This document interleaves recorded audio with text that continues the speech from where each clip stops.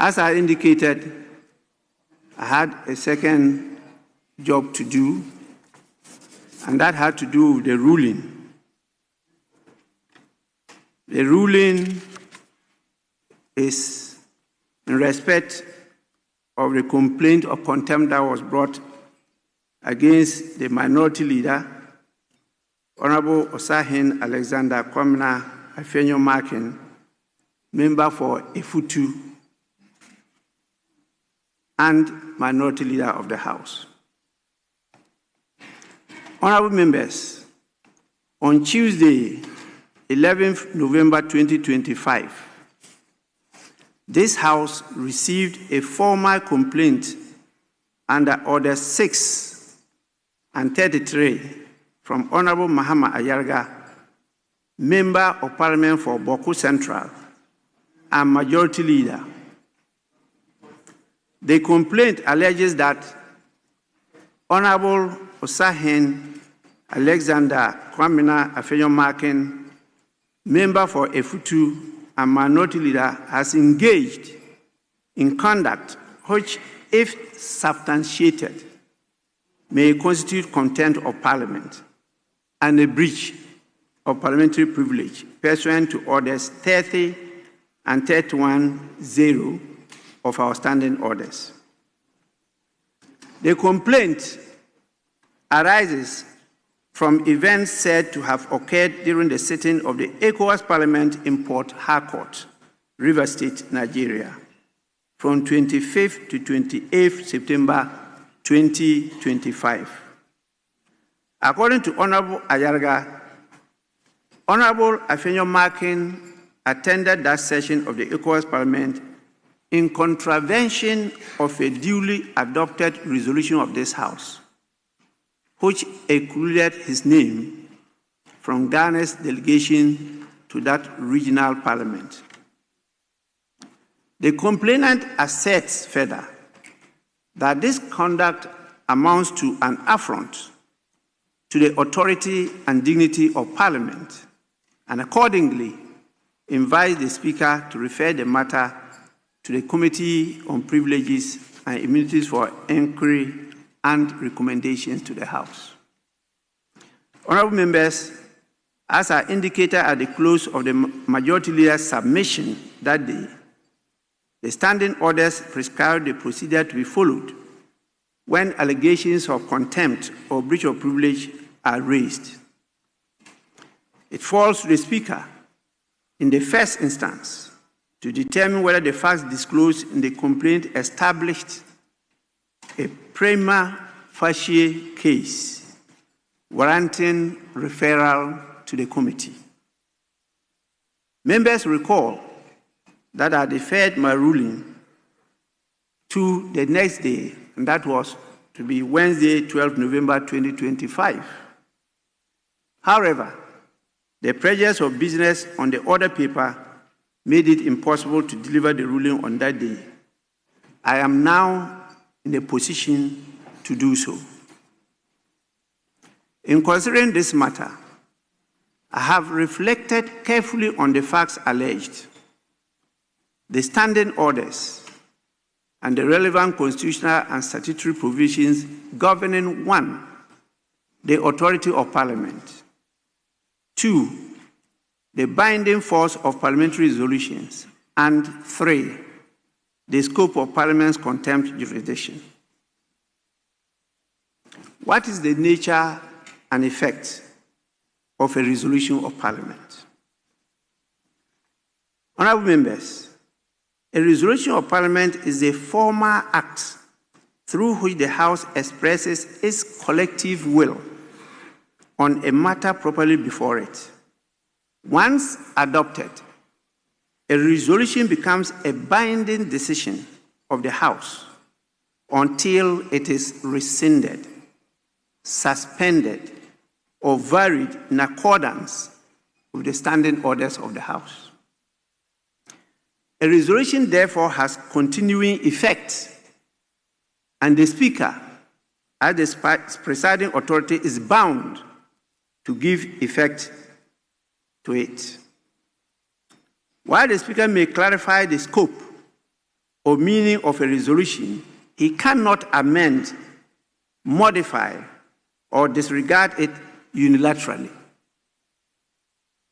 Honorable members, this principle reflects the doctrine of collective responsibility. When Parliament speaks through a resolution, that decision binds all members, irrespective of political affiliation, leadership status, or personal opinion. As Eskime reminds us, and I quote Eskime, the dignity of Parliament depends upon the observation of its rules, and the authority of Parliament depends upon their enforcement, unquote. This is the foundation upon which parliamentary collective responsibility rests. So what is the power and scope of Parliament's contempt jurisdiction?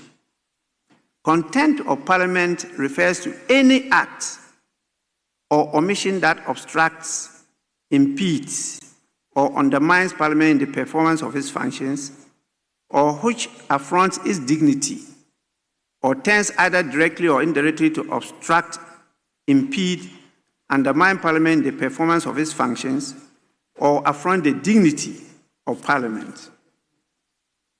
Parliament's power to address contempt is inherent in its constitutional status as a coordinate arm of government and is expressly recognized under Article 122 of the Constitution, Order 30 of the Standing Orders, and Section 26 of the Parliament Act 1965, Act 300. Honorable members, the jurisdiction to sanction contempt is not limited to acts committed within the chamber.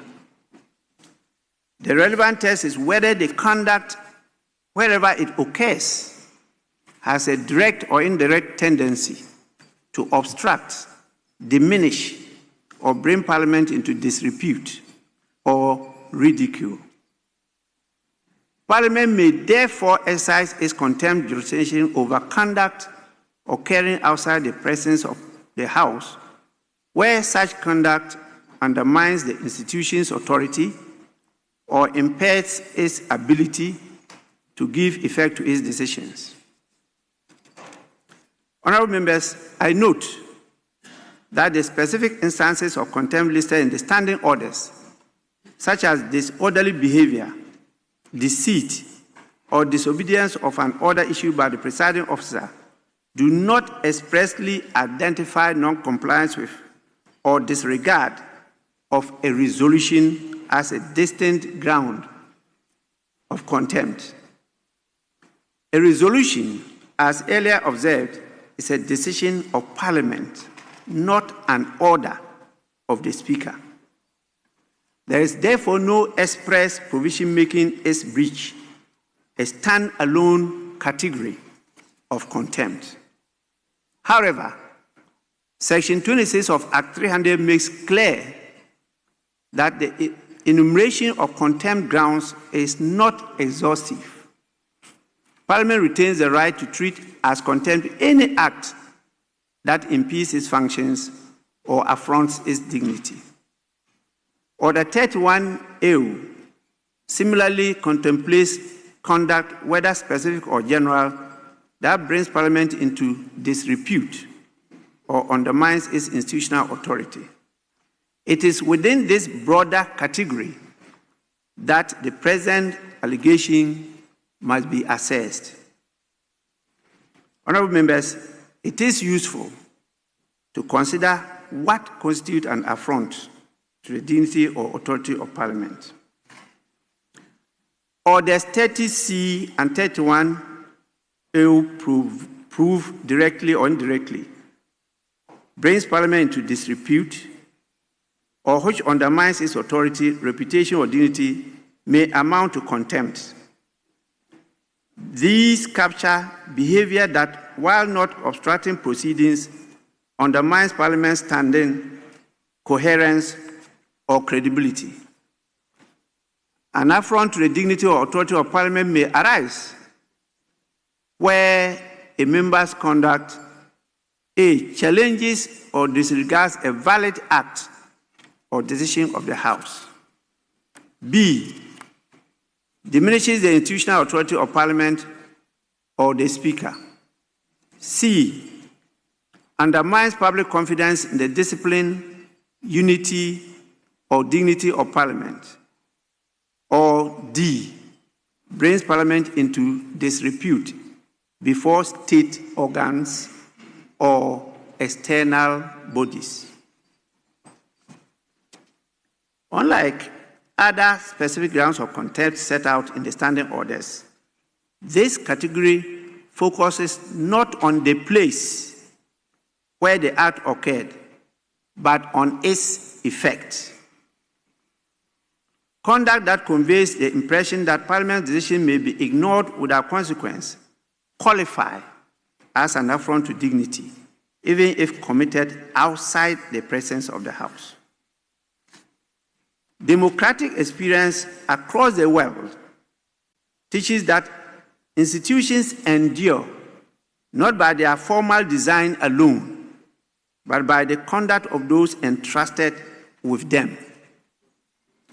The strength of this House, therefore, rests not merely in its constitutional design, but in the consistent respect members accord to its decisions and processes. Honorable members, having reviewed the complaint, the standing orders, and the governing principles, I am satisfied that the matter raised prima facie implicates the dignity and institutional integrity of this House. Pursuant to Order 34.1, I therefore refer the matter, the complaint lodged by the Honourable Member for Bawku Central and a majority leader to the Committee on Privileges and Immunities for examination, inquiry, investigation, and report to the House. The committee is directed to 1. ascertain the relevant facts giving rise to the complaint, including the actions taken by the House and by the Honourable Member concerned. 2. Review those actions taken within the framework of our standing orders and the applicable protocols of the ECOWAS Parliament. 3. Determine whether the conduct, if established, constitutes contempt of Parliament or a breach of privilege under Orders 30 and 31A. And 4. Make appropriate recommendations to the House for its consideration.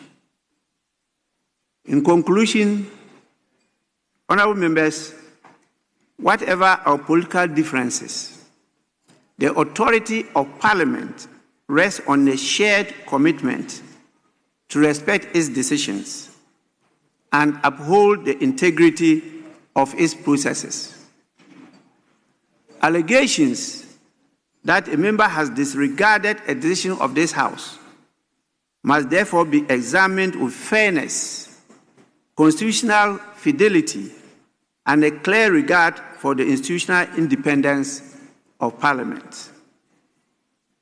I urge the committee to discharge its mandate with diligence, impartiality, and decorum, ensuring that all parties are given a fair hearing. Until the committee completes its inquiry and response to the House, and reports to the House, I advise honourable members to refrain from public commentary on this matter in order to preserve the dignity and unity of this august House. I thank all of you for your attention, and I pray that discipline will prevail in this matter. Thank you so much.